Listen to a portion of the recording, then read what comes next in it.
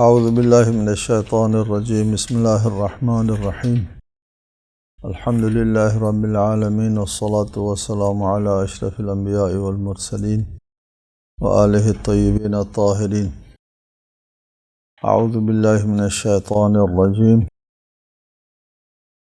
لقد ابتغوا الفتنة من قبل وقلبوا لك الأمور حتى جاء الحق وظہر امر اللہ وہم کارہون۔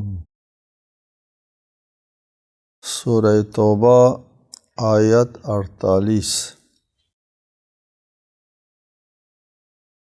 یہ لوگ پہلے بھی فتنہ انگیزی کی کوشش کرتے رہے ہیں اور آپ کے لیے بہت سی باتوں میں الٹ پھیر بھی کرتے رہے۔ وَقَلَّبُوا لَكَ الْأُمُورَ،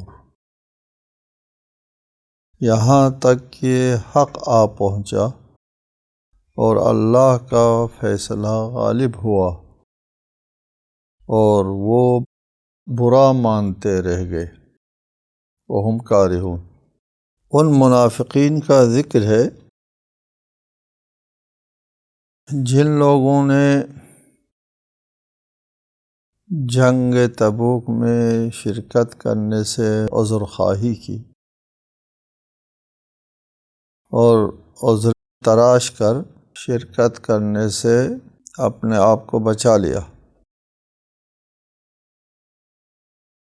اور رسالت مآب نے ان کو اجازت بھی دے دی تھی۔ ان کے اجازت مانگنے پر ان لوگوں کا ذکر ہے۔ عفا اللہ عنک لما اذنت لهم، اللہ آپ کو معاف کرے کہ آپ نے ان کو کیوں اجازت دی۔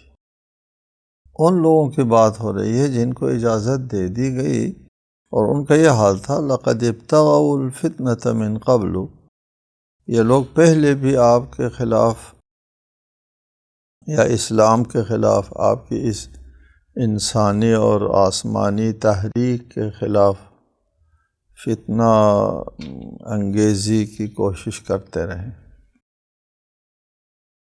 اس فتنہ انگیزی کی کوشش سے بعض لوگوں نے مراد لیا ہے کہ جنگ بدر ہے، جنگ احد ہے۔ ان جنگوں میں ان لوگوں نے فتنہ انگیزی کی ہے، لڑائی کی ہے، مسلمانوں کے خلاف ہر حربہ استعمال کیا ہے، پوری طاقت استعمال کی۔ بعض لوگ کہتے ہیں کہ یہ سورہ جنگ تبوک سے واپسی کے بعد نازل ہوا ہے۔ اس فتنے سے مراد وہ فتنہ عقبہ ہے۔ ایک گھاٹی سے رسالت مآب گزر رہے تھے جنگ تبوک سے واپسی پر، اس واقعے کی طرف اشارہ ہے کہ انہوں نے فتنہ انگیزی کی تھی وہاں پر۔ واقعہ اس طرح ہے کہ رسالت مآب واپس تشریف لا رہے تھے اور ایک گھاٹی سے آپ کا گزر ہونے والا تھا، عقبہ کہتے ہیں۔ اس عقبے سے گزرتے ہوئے رات کا وقت تھا اور منافقین کے ایک گروہ جن کی تعداد 12 تھی بروایت، ان لوگوں نے ایک سازش بنائی تھی کہ ہم اس گھاٹی سے اور پہاڑی سے پیچھے جاتے ہیں اور ایک دم حملہ کرتے ہیں، رسالت مآب کو یہاں سے گراتے ہیں، شہید کر دیتے ہیں، اور پھر یہ مشہور کریں گے کہ خود گر گئے تھے۔ حضرت حذیفہ اور حضرت عمار رسالت مآب کے ساتھ تھے۔ پیچھے سے محسوس ہوا عمار کو کہ یہ پیچھے سے کچھ لوگ آ رہے ہیں۔ ان کے حرکت سے عمار نے دیکھا کہ ان کی نیت جو ہے، ارادے اچھے نہیں لگتے، اس لیے کہ منہ چھپائے ہوئے ہیں۔ اس لیے عمار ان کے ساتھ الجھ جاتے ہیں اور اتنے میں بنا بعض روایت جو ہے وہ بجلی کی چمک سے ہوتی ہے، ان کو چہرے پہچانے جاتے ہیں، کون لوگ ہیں پہچان لیتے ہیں، چونکہ مدینہ کے رہنے والے تھے یہ لوگ سب، آپس میں ایک دوسرے کو جانتے تھے۔ حضرت حذیفہ نے سب کو پہچان لیا، اور پھر ان کی یہ سازش جو ہے وہ ناکام رہی۔ رسالت مآب جو ہے وہ بسلامت اس گھاٹی سے باہر تشریف لے آئے، اور حضرت حذیفہ سے رسالت مآب نے فرمایا کہ اس راز کو فاش نہیں کرنا کہ یہ 12 افراد کون لوگ تھے۔ اس لیے حضرت حذیفہ کو صاحب سر رسول کہتے ہیں، رسول کے رازداں۔ یہ راز صرف اور صرف حذیفہ کے، حالانکہ عمار بھی ساتھ، عمار کے ساتھ اتفاق نہیں ہوا، عمار کا ذکر اس راز کے حوالے سے نہیں آتا، اس راز کے حوالے سے حضرت حذیفہ کا ذکر آتا ہے۔ حضرت حذیفہ اصحاب رسول میں سے وہ پاکیزہ اور باطہارت صحابی ہے جن کے بڑے فضائل موجود ہیں۔ حضرت حذیفہ عراق میں مدفون ہیں کہ ان کی قبر دریا برد ہو رہی تھی، دریائے دجلہ کے زد میں آ رہی تھی۔ واقعہ مشہور ہے، خواب میں آیا کہ اس کو بچا لیا جائے، بہرحال لوگوں نے اس قبر کو کھولا تو حضرت حذیفہ بالکل اسی طرح جیسے ابھی دفن ہوئے ہیں، حتیٰ کہ آنکھوں کا جو نور حالت نزع میں چلا جاتا ہے، آنکھوں کا نور وہ بھی نہیں گیا ہوا تھا۔ ایک مستشرق نے یہ جنازہ دیکھا، فوراً اس نے کلمہ پڑھ دی۔ حضرت حذیفہ، بڑے فضائل ہیں حضرت حذیفہ کے، اور حضرت حذیفہ ہی ہے وہ محرک جس نے قرآن کو ایک ہی قرأت پر جمع کرنے کی تحریک چلائی اور کامیابی ملی۔ وہ بھی روایت میں نے سنایا کہ وہ ارمینیہ کی جنگ سے واپس آتے ہیں، مہینوں کا سفر ہے، گھر جانے سے پہلے دربار خلیفہ جاتے ہیں اور کہتے ہیں ادرک امت محمد۔ تو حضرت حذیفہ کے دل میں یہ راز جو ہے وہ پوشیدہ رہا اور فاش نہیں کیا۔ مدینہ میں لوگ اس راز کی وجہ سے محتاط رہتے تھے، حضرت حذیفہ سے ڈرتے تھے کہ ان کو تو راز کا پتہ ہے، کہیں ہمارا نام بھی اس میں نہ ہو، پوچھتے تھے ہمارا نام تو نہیں ہے نا، تو وہ صاحب سر رسول تھے، انہوں نے اظہار نہیں کرنا تھا۔ بہرحال بعض لوگ کہتے ہیں کہ ابتغوا الفتنہ من قبل سے مراد یہ واقعہ ہے۔ یہاں پہ کچھ ہمارے مفسرین نے ان لوگوں کا نام بھی لکھ دیا جن لوگوں نے یہ سازش بنائی تھی رسالت مآب کو شہید کرنے کی، غیر معروف لوگوں کا نام لکھ دیا، وہ فلانی فلانی فلانی تھی، اور اس کی وجہ بھی بتائی جو یہاں قابل ذکر نہیں ہے، لیکن ہمارا ایمان ہے کہ حضرت حذیفہ صاحب سر رسول تھے۔ حضرت حذیفہ نے اس راز کو فاش نہیں کیا۔ ان کو کیسے پتہ چلا کہ وہ کون لوگ تھے کہ آپ نے تفسیروں میں ان کے نام بھی لکھے؟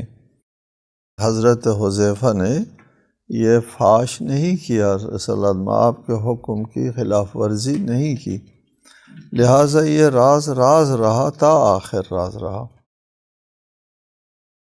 بہرحال اس آیت کا اشارہ خواہ اس واقعے کی طرف ہو، خواہ احد کی طرف ہو، جنگ احد میں بھی راستے سے واپس آ گئے تھے یہ لوگ، جنگ میں شرکت ہی نہیں کی تھی، اور دیگر جنگوں میں بھی۔ وَقَلَّبُوا لَكَ الْأُمُورَ، اور بہت سے باتوں کو آپ کے لیے یہ لوگ جو ہے الٹ پھیر کرتے رہے ہیں۔ حَتَّى جَاءَ الْحَقُّ وَظَهَرَ أَمْرُ اللَّهِ، حق جو ہے وہ آشکار ہو کر کے آ گیا اور اللہ کا فیصلہ ظاہر ہو گیا، غالب آ گیا، اور ان لوگوں کی تمام سازشیں جو ہے وہ ناکام رہ گئی۔ وَهُمْ كَارِهُونَ، یہ لوگ چاہتے نہیں تھے کہ حق ظاہر ہو جائے اور امر خدا جو ہے وہ غالب آ جائے، نہیں چاہتے تھے، ان کے نہ چاہنے کے باوجود حق ظاہر ہو گیا اور غالب آ گیا۔ وَمِنْهُمْ مَنْ يَقُولُ ائْذَنْ لِي وَلَا تَفْتِنِّي أَلَا فِي الْفِتْنَةِ سَقَطُوا وَإِنَّ جَهَنَّمَ لَمُحِيطَةٌ بِالْكَافِرِينَ۔ ان منافقین میں سے کچھ لوگ ایسے ہیں، وہ عذر تراشتے ہیں، اذن لی، مجھے اجازت دے دو کہ میں جنگ میں شرکت نہ کروں، ولا تفتنی، مجھے فتنے میں نہ ڈالو، چونکہ میں جنگ میں شرکت کروں تو میں فتنے میں پڑ جاؤں گا۔ اس سے بچنے کے لیے دیکھو کس قسم کے عذر تراشتے ہیں، اس فتنے سے بچنے کے لیے میں جنگ میں شرکت نہیں کروں گا، میں اپنے آپ کو صاف اور پاک رکھنا چاہتا ہوں۔ وہ فتنہ کیا ہے؟ جنگ میں شرکت کرنے کی صورت میں آنے والا فتنہ۔ بعض لوگ کہتے ہیں کہ اس نے کہا تھا کہ وہ چونکہ جنگ میں آپ اللہ کا رسول، برحق رسول ہے، آپ کو فتح و نصرت ملنا ہے اور غنیمت ہاتھ لگنا ہے، اور اس غنیمت کی وجہ سے میں کہیں گمراہ نہ ہو جاؤں، میرا دین چلا نہ جائے، اس لیے میں جنگ میں شرکت نہیں کروں گا۔ دیکھیں سبحان اللہ۔ بعض لوگ کہتے ہیں کہ ان لوگوں نے کہا کہ چونکہ رومیوں کے ساتھ ہم نے لڑائی کرنا ہے اور رومی عورتیں جو ہے بہت خوشگل ہیں، خوشنما ہیں، کہیں ہم اس فتنے میں نہ پڑ جائیں، لہٰذا ہم کو وہاں اس قسم کے فتنے میں نہ ڈالو، جنگ میں شرکت کر کے ہم کہیں آلودہ نہ ہو جائیں، یہیں رہ جائیں گے پاک و پاکیزہ۔ یہ رسول اللہ کے حکم کی نافرمانی کر کے، حکم خدا کی نافرمانی کر کے اور جہاد میں شرکت نہ کر کے یہ لوگ پاک رہنا چاہتے ہیں۔ الا فی الفتنۃ سقطوا، یہ جنگ میں شرکت کرنے کی وجہ سے فتنے میں جانے کا تو سوال پیدا نہیں ہوتا، البتہ یہ اس وقت فتنے میں مبتلا ہو چکے ہوئے ہیں، فتنے میں یہ لوگ پڑ چکے ہیں۔ نفاق سے یا کفر چھپا کر رکھنا دل میں اور ایمان ظاہر کرنا، اس سے بڑا فتنہ تو نہیں ہو سکتا۔ اس فتنے میں یہ پہلے سے مبتلا ہے، بدترین فتنہ جو ہو سکتا ہے اس میں یہ لوگ مبتلا ہے۔ وَإِنَّ جَهَنَّمَ لَمُحِيطَةٌ بِالْكَافِرِينَ، اندر سے یہ لوگ دل میں کفر رکھتے ہیں، اور جہنم جو ہے وہ کافروں کو احاطہ کرے گا، ہر طرف سے ان کے اوپر عذاب آئے گا۔ ان تصبک حسنۃ تسؤہم وان تصبک مصیبۃ یقولوا قد اخذنا امرنا من قبل ویتولوا وهم فرحون۔ اگر آپ کا بھلا ہوتا ہے تو انہیں دکھ ہوتا ہے، اور اگر آپ پر کوئی مصیبت آئے تو کہتے ہیں ہم نے پہلے ہی اپنا معاملہ درست کر رکھا تھا، اور خوشیاں مناتے ہوئے لوٹ جاتے ہیں۔ اسلام اور مسلمانوں کے چونکہ یہ جانی دشمن ہیں اندر سے، اس وجہ سے یہ لوگ انتظار میں رہتے ہیں، اور آپس میں یہ لوگ کہتے بھی تھے کہ 2 دن کی بات ہے اور گردش زمانہ کے ہاتھوں ان لوگوں نے ختم ہونا ہے، انتظار کرو۔ اور یہود اور دیگر جو دشمنان ہیں وہ بھی ان کے کان بھرتے تھے، ہماری کتاب کے مطابق اس کے مطابق ان کے لیے کوئی زندگی نہیں ہے، کچھ دن انتظار کرو۔ تو وہ اس انتظار میں رہتے تھے، اور اگر کوئی برا وقت آتا تو بہت خوش ہوتے تھے۔ ہاں وہ انسان اگر کسی بھی معاملے میں، آپ کسی حکومت کے خلاف ہے، ابھی بھی آپ کی ذہنیت جو ہے یہ بنی ہوئی ہے کہ یہ چلی جائے یہ حکومت، تو ہر بات سے آپ کو یہ ایک توقع جو ہے وہ وابستہ ہو جائے گی کہ بس یہ جانے والی۔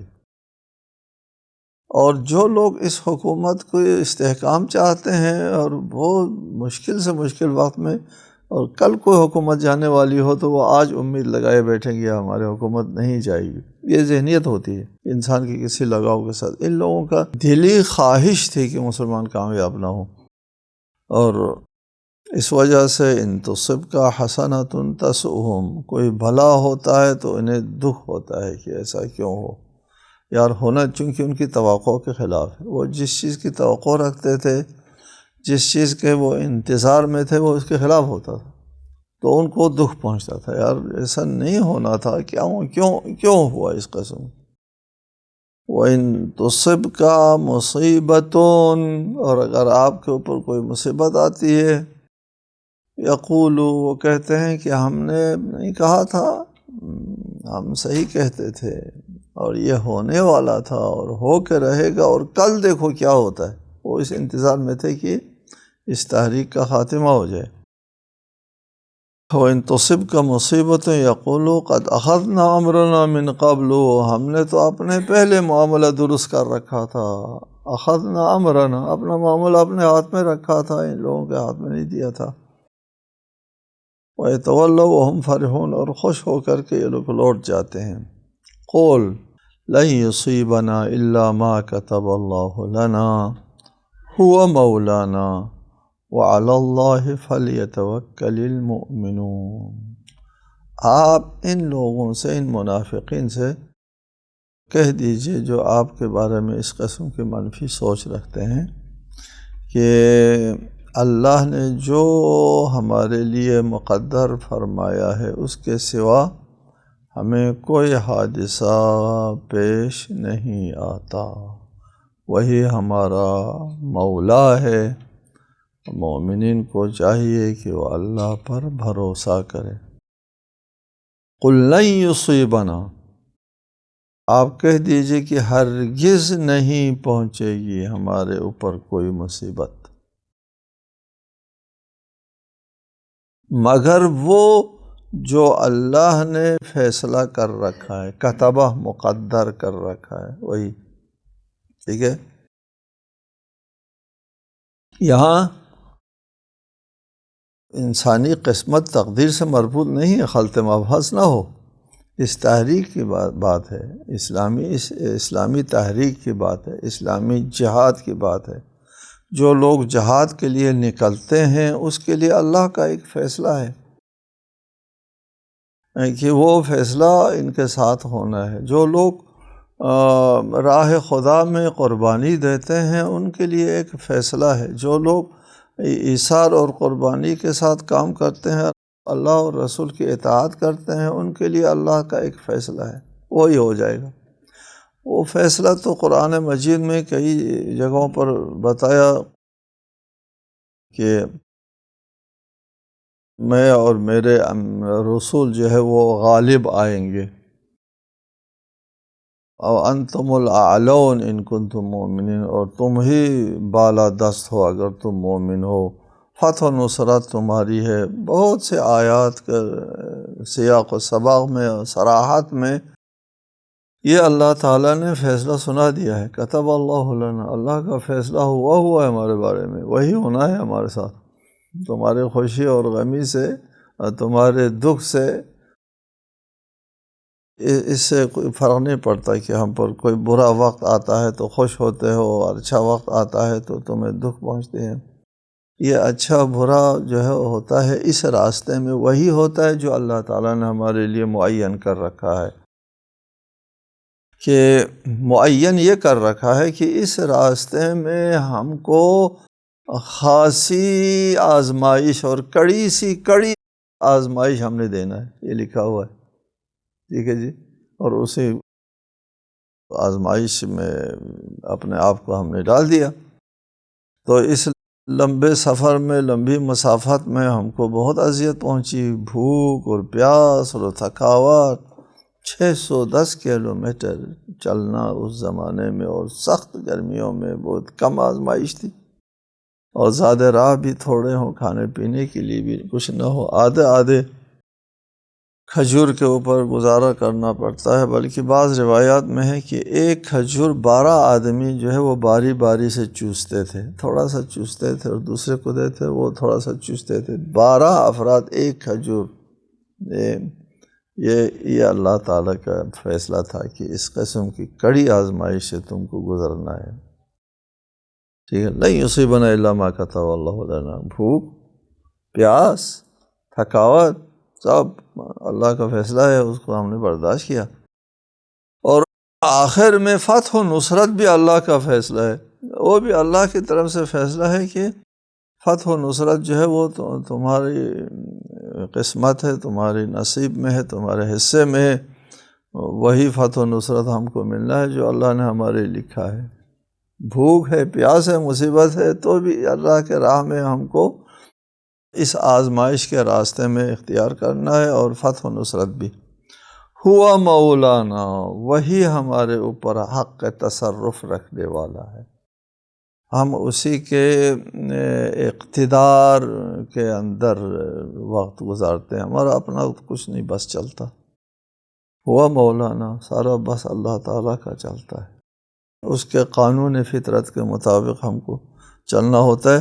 لہٰذا وعلی اللہ فلیتوکل المؤمنون، مومنین کو چاہیے کہ وہ اللہ ہی پر بھروسہ کرے، کیونکہ اللہ ہی مولا ہے، یہ تمام تصرف جو ہے وہ اللہ تعالیٰ کے ہاتھ میں ہے، اس کے اوپر مومن کو توکل کرنا چاہیے۔ توکل کے سلسلے میں پہلے مشروحاً آپ کو بات سمجھا دی ہے کہ توکل کا مطلب ہاتھ پر ہاتھ دھر کر بیٹھنا نہیں ہوتا۔ توکل کا مطلب یہ ہوتا ہے کہ انسان اپنی سی کوشش اور محنت و زحمت، جو کچھ مشقت ہو سکتا ہے وہ کریں، نتیجہ کے لیے اللہ کے اوپر بھروسہ کریں۔ السلام علیکم ورحمۃ اللہ وبرکاتہ۔